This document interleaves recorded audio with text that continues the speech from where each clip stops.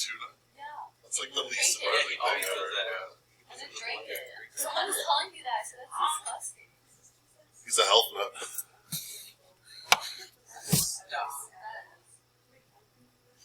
Probably good for it. Fish fry algae blended tuna. That's why I blended tuna. I wouldn't even eat breakfast. Me too. But like he's drank it. Was it like a smoothie, like with some other stuff, or just? In one of the NutriBullets and blended it up and then drank it. And then just like, He does that every single day. I can't slap. I can go. Like there has to be something equivalent to that nutrition that just tastes better. Right. Or put like fruit in it or something. I don't know. That might be gross too. Why don't you just eat the tuna? Yeah, he's normal tuna. Maybe he doesn't like it, but he wants the. I like the taste, and it's so annoying. I don't know. It'd be worth blending up. Maybe like some tuna capsules or something. Oh, I hope Gummy bear tunas. I like salmon and like tilapia. Yeah.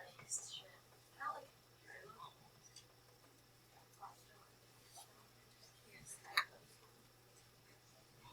My mom tried it. My sister tried it one time. Well, now that we have a test, that's on Friday.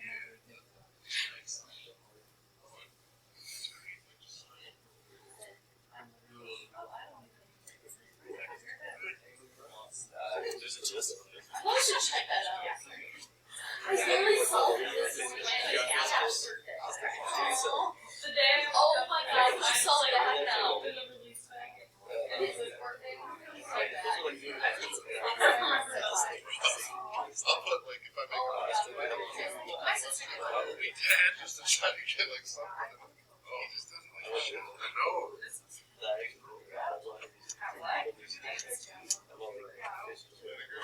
It's very soft. I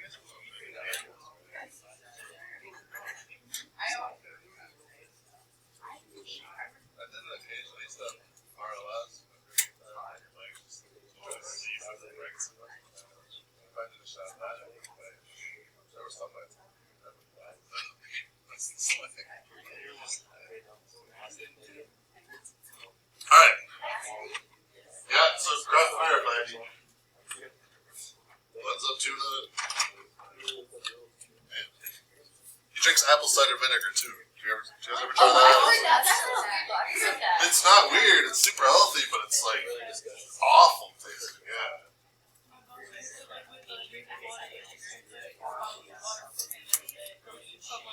Yeah. So if I put like this much in this water, it would still like a half gallon of water. I would still taste it. It's still good. Okay. So the last, you know what we should start with? Yeah, a little review of like the blue bars falling down. I want to do the blue bars falling down again.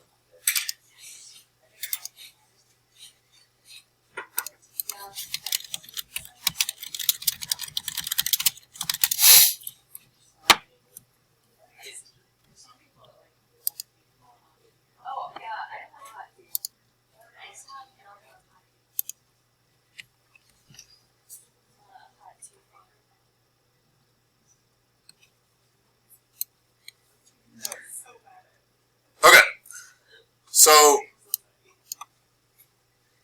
right now, we're in a situation where we know the population data. Starting next week, we're going to be like, skip it, we're going to move on to, never mind, don't worry about that. We'll get there. So we know the population data, and we're going to start taking samples of it. And so let's say I was going to take a sample of 5. So this might be like 5 people in the classroom's IQ score. It goes from 0 to, maybe IQ score doesn't make sense. 0 to 30, what would be like 0 to 32? ACT, you want someone to have a 0 on the ACT? Yeah. Number of states you visited, how about that? Okay. 0 states, 32 states. Yeah, someone's here from Canada. Has anybody been to more than 32 states? You think maybe? Really? Alright, so anyway. So I choose 5 of you, randomly choose 5 of you, and these are those 5 people. 1, 1, 2, 3, 4, 5. And then I graph the mean. Then I'm going to do that over and over again. This down here is the sampling distribution. This is what like everything is about. And this sampling distribution is what we talked about. Like no matter what the shape is here, what is this shape going to be?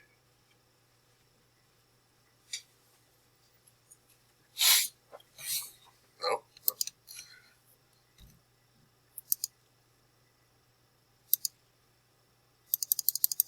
Go, go, go, go, go. So if I just keep doing this, what shape's going to happen on the bottom? What's the shape going to be on the bottom? The one at the top. What is there a name for that? Approximately. Yes, thank you. So no matter what, not no matter what, but the bottom, the one on the bottom is going to be approximately normal. So a couple things I want you to understand.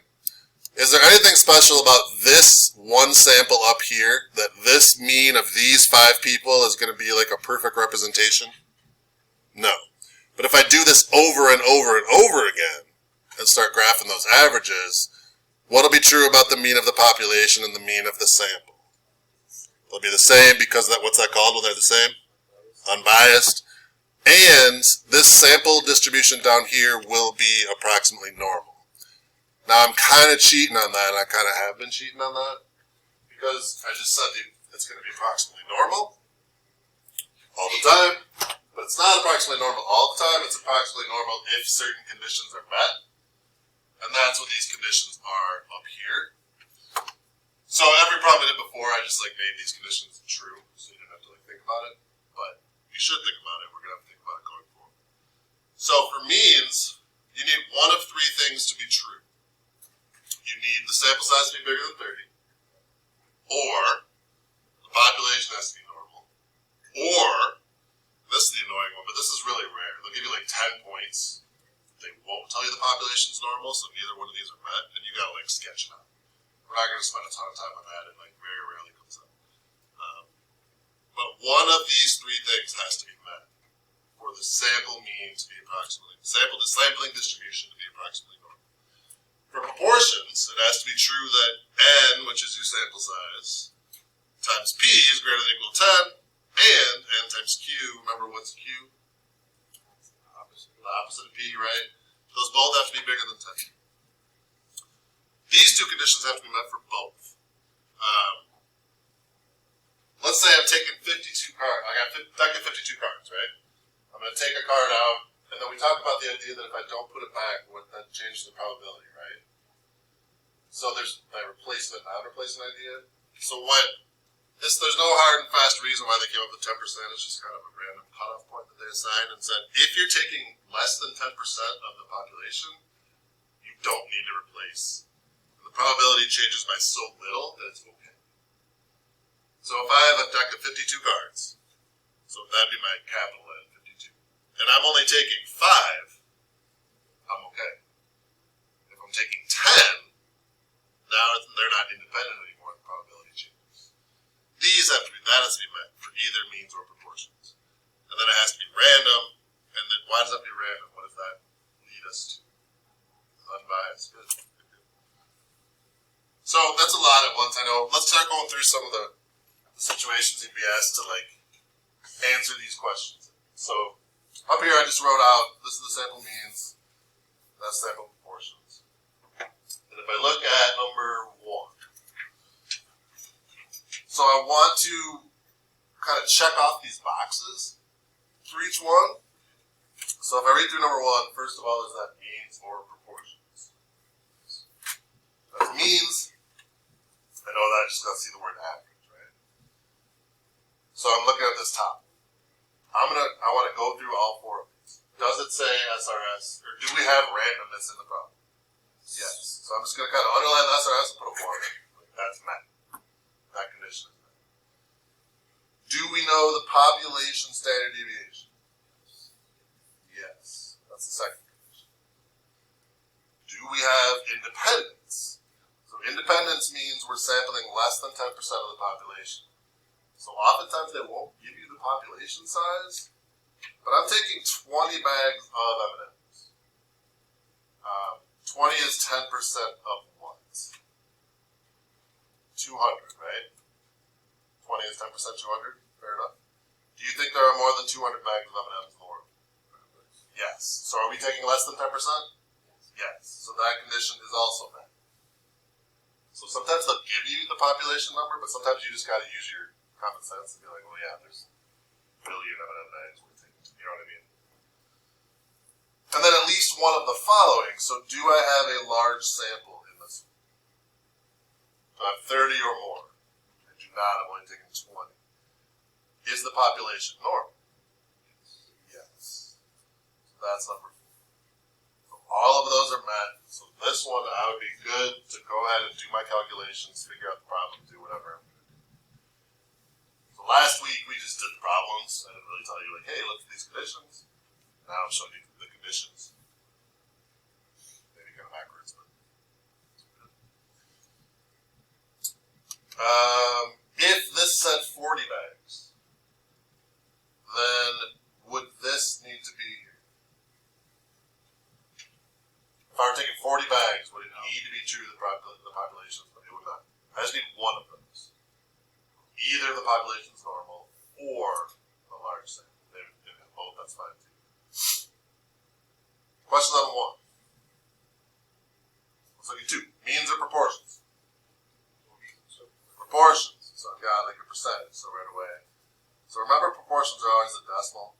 I'm not really asking this, but I'm going to write that down to help you kind of remember that. So P is 0.6. Again, I'm going to go through each of my conditions, but now I'm looking at the proportion condition. Do I have SRS/randomness? Yes, randomly sampled 20 people. So condition 1 is met. Do I have independence? Well, there were 3,000 people. What's 10% of 3,000? 300. I'm taking less than that. So I know I'm not replacing, but the idea is that I'm taking such a small chunk that that replacement part doesn't really matter. So that part is met. And then NP and NQ have to be greater than or equal to 10. So N is 20. P is 0.6. So what's Q? 0.4, right? So you've got to go NP is 20 times 0.6. That's 12. That is greater than or equal to 10. Check. Sorry.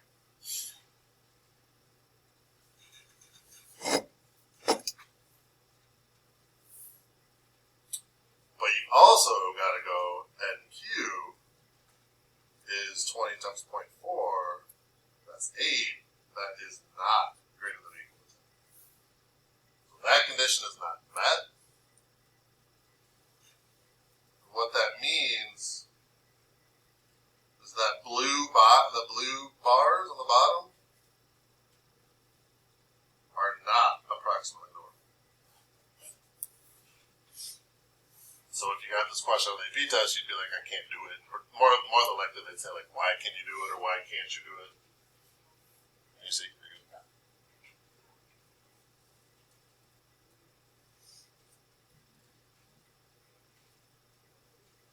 Questions on either of those two? Does that make sense what you're looking for? So there's 3, 4, 5 on the back. Try those.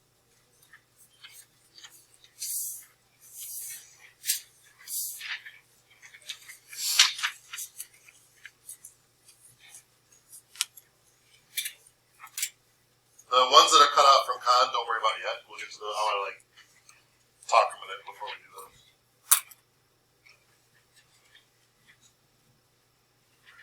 You okay? Got 4-day vacation. Just sleep in. Well, I got the music though. Oh, did you? Yeah. But I only have confidence. Alright. You did though. Yeah. And I only got 2 though. Because I have confidence. You just never got it. I never did. Hello. Thank you. Hello.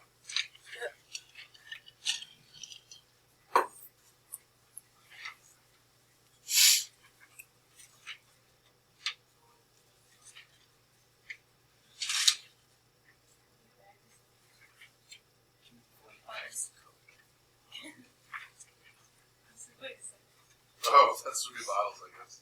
That makes it sound like it's Yeah, that makes Okay. sense. Let's change that bags to bottles.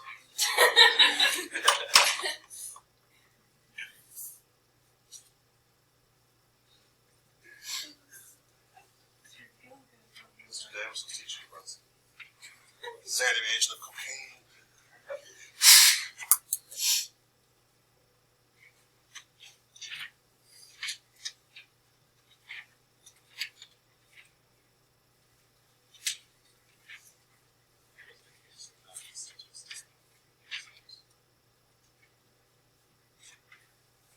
Why do you buy bigger or smaller bags of cocaine, Maya? Maya's like, if it's cocaine, the data's wrong. He's like, I would know.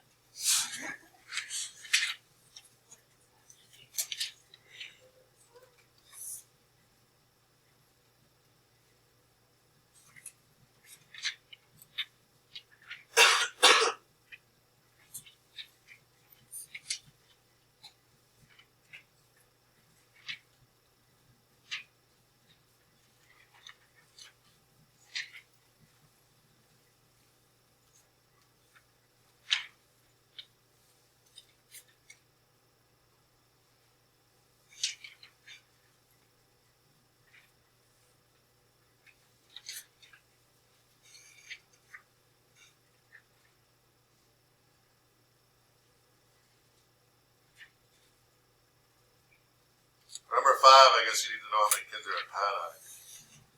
What grade is that? K through 2? It's usually like 150 per grade. Ish. So there's like 450, let's say, students at Paddock.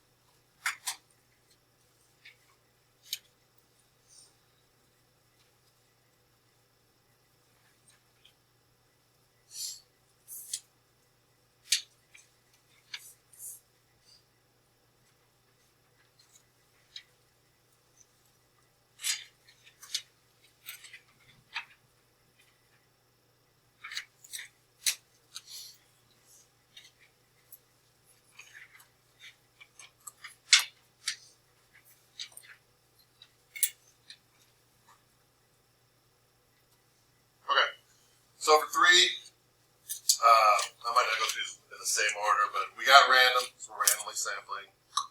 We know the population standard deviation. We're taking 40 bottles. Are there more than, so 40 is 10% of 400, right? Are there more than 400 bottles of Coke in the world? Yes, there are. And then the distribution of the population is approximately normal. So I've actually like double qualified. So I need more than 30 or the population is approximately normal. I've got both. So number 3 is all good. Alright. Number 4, I'm curious, how many of you guys would rather have 6 classes in a day than 7? Very small sample, but. How many of you would prefer 7 over 6? How many just don't care? Okay, so It's easier to get. It's easier to. well, if there were 6, they'd have to lower the. Yeah. And then It's you add shorter. more on that, it's got to stay more hard, like, Right. Yeah. Anyway, I'm randomly sampling 100 students. So, is that less than 10% of the population? It's not. So I don't qualify already. So not. So sampling distribution. Those blue bars at the bottom. Not approximately normal. The other one, so I can check the other ones too if I need to, but this would be 0.3 times 700. That's big enough, and then 0.7 times 700 would be big enough also. So everything else in this one's fine, but because we're sampling too many people, it's not independent anymore. The probability changes, so we're not approximately normal. Number Number 5, we take an SRS. So the height of students is skewed right. So right away I'm like, wait a minute, the population's not approximately normal. So what do I need to see now? If the population's not normal, I have to have a large enough sample size, and I do. But like right, as soon as you see skewed right, you need that large sample size. I've got the population standard deviation. 30 is less than 10% of 450. SRS, it's random, so everything's fine for that one also. Questions on those? Okay, read through this one down here, and don't worry about skewed right, skewed left yet. Just tell me if it's approximately normal or not.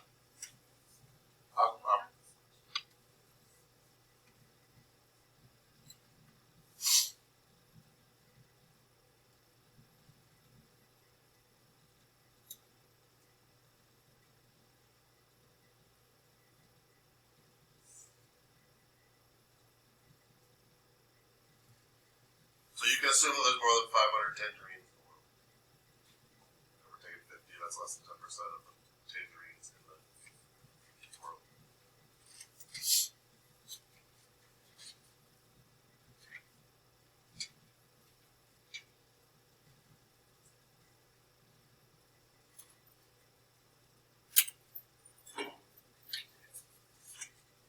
Okay, so n is less than 10% of capital N is good.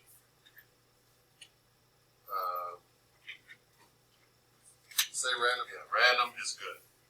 But I don't have, so if I do NP, that's 50 times 0.12, that is, what, 0.6? No, 6. If I do NQ, 50 times 0.88 is 44. So this 6 is not big enough. So so that tells me what? If the 6 is not big, it is not normal. So I can cross off approximately normal. It's never going to be uniform.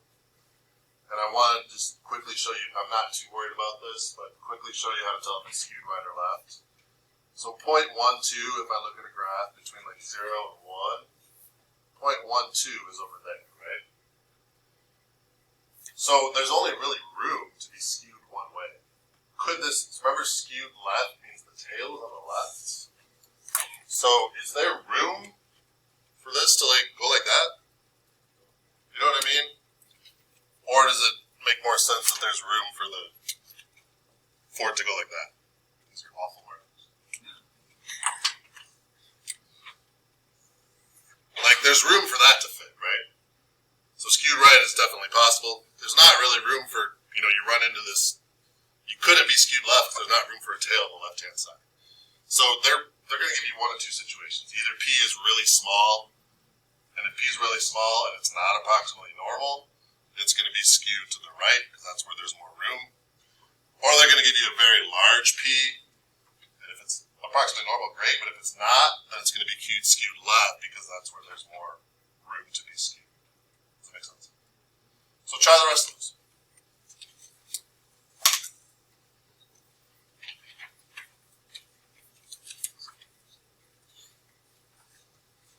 Most important is whether it's normal or not.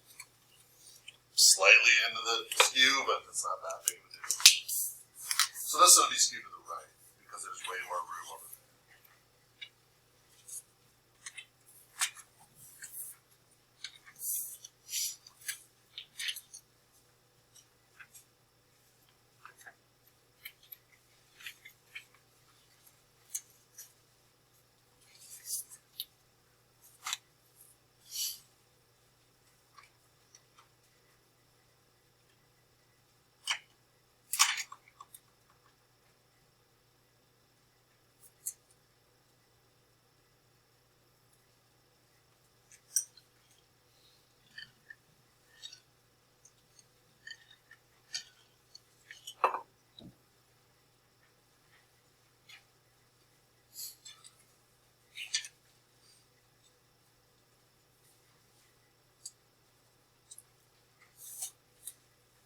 So the second one should be B. Wait, yeah, it should be B. A quick check there. So if you test like 0.09 times 80, that's 7.2. That's not greater than or equal to 10, so it's not approximately normal. And then 0.09, since it's like way closer to the left-hand side, the tail would have to be on the right-hand side. How many had B for that one? All right. Question? Take you look, please. You good? Okay. Sorry, I misinterpreted your look.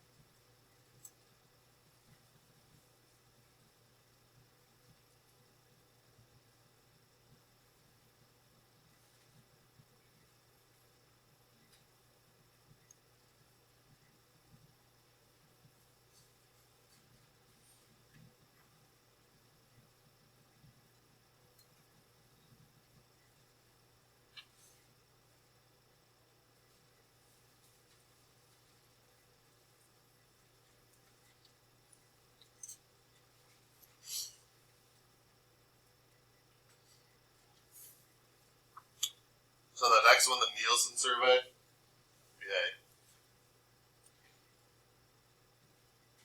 How many had A for that one?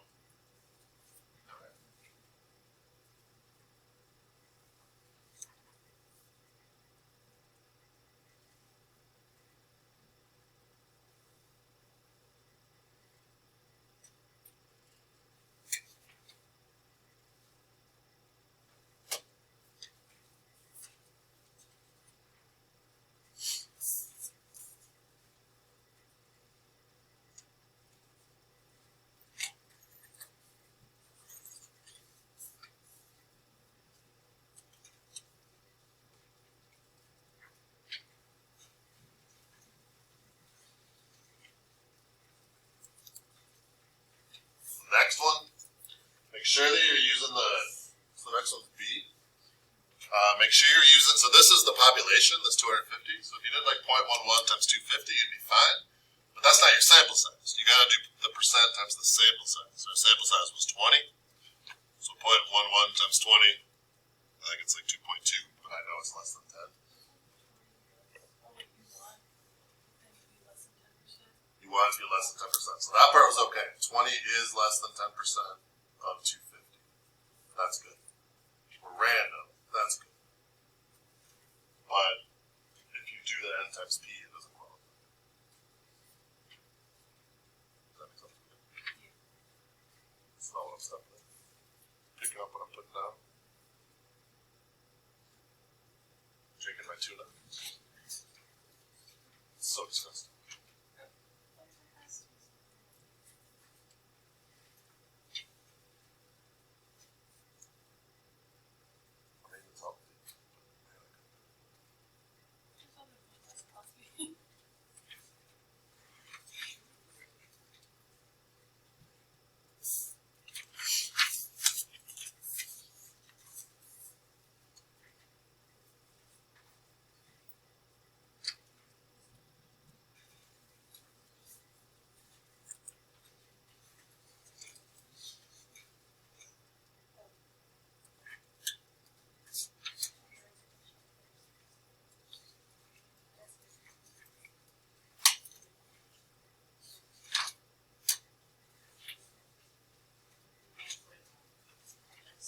So this next one with the restaurant of oranges, that was actually approximately normal. That checks all the boxes. You good there? What? I know I'm good. Are you? What?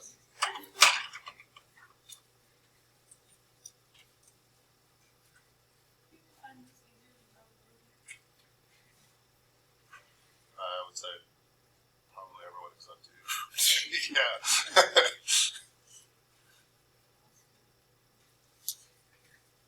There's some kind of weird probability. I guess. You were struggling with that too, and then you studied, and here we go. That's the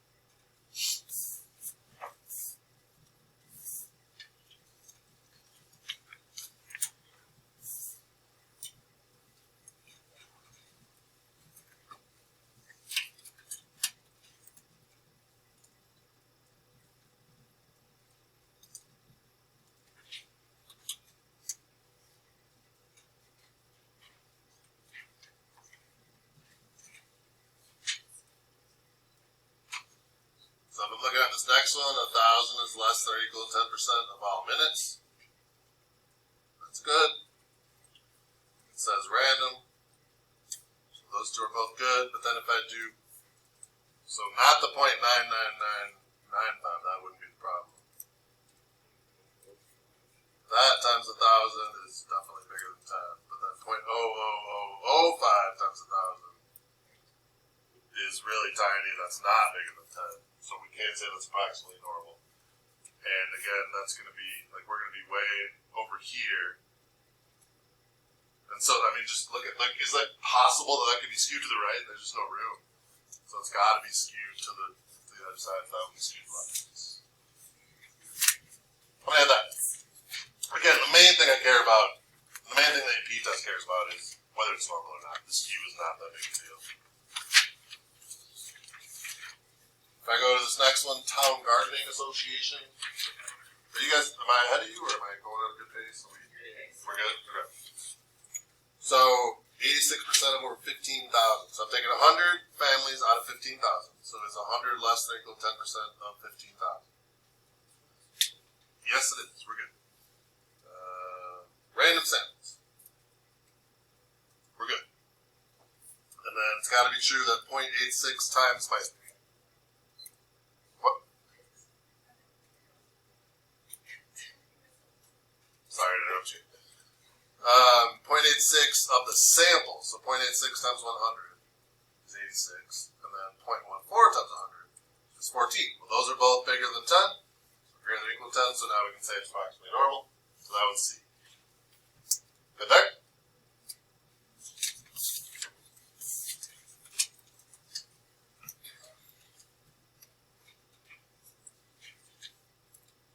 And then the very last one, so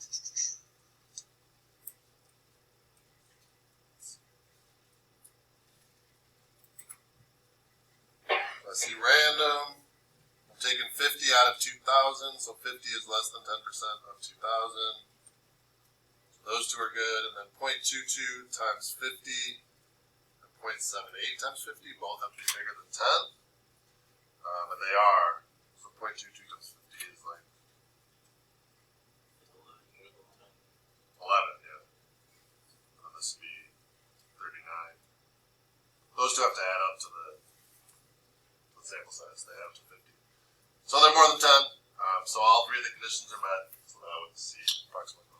Yeah. What if the last condition was met, but it wasn't random, or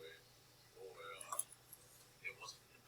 Then what the skew would be, or the skew would be the same, like because you're on like one side of the 0 to 1 range, so 0.2. Well, 0.22 is a little closer to the middle.